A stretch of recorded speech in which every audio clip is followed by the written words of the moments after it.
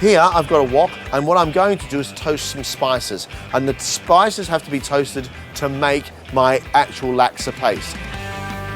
So in goes cumin seeds, ground coriander, turmeric, ground cumin, and coriander seeds. When you're going to cook spices, you've got to toast them. You've got to roast them. They've got to come alive. They explode and they become something very, very different. So those spices are going to go into my food processor. The laksa itself has a very, very interesting texture, and it's chalky almost, and that texture comes from candle nuts. So I've got my spices in here. I'm going to add to that a good handful of my candle nuts. I'm going to add to that shrimp paste. Cappy, as it's sometimes called. In she goes. That is strong, it is salty. And then we add coriander root. The leaves are lovely, but the root gives it a real intense perfume. Next, add chopped onion, ginger, garlic, lime leaf, chili, and finally chopped lemongrass. Then blitz.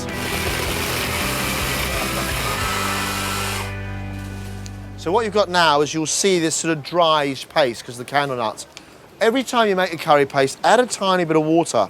You never know how much because you don't know how dry the paste will be, but it makes all the difference.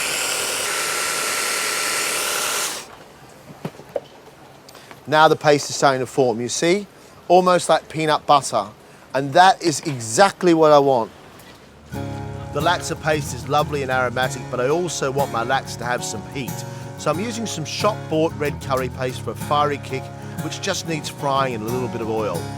As you walk down the streets of Penang, there are literally piles and piles of containers full of different coloured pastes.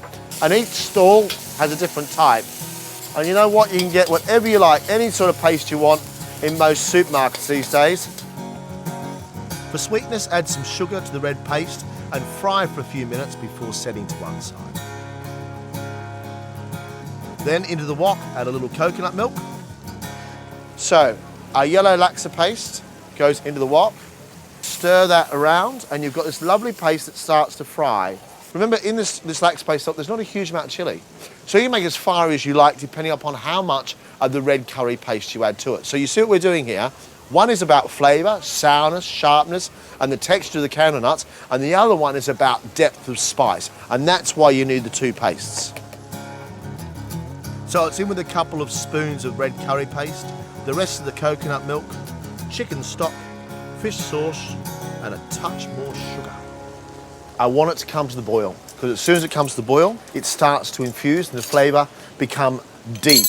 Here I have some peeled prawns, and here I have my tofu, deep fried tofu, and my fish balls. The prawns go in to cook for a couple of minutes, and we're ready to serve. I've soaked some rice noodles in hot water to soften. They go into the bottom of the pot. Then goes some of my tofu, and then bean sprouts. Then in goes more noodles, shredded cabbage, more bean sprouts, the fish balls, and the prawns. And then the exciting bit.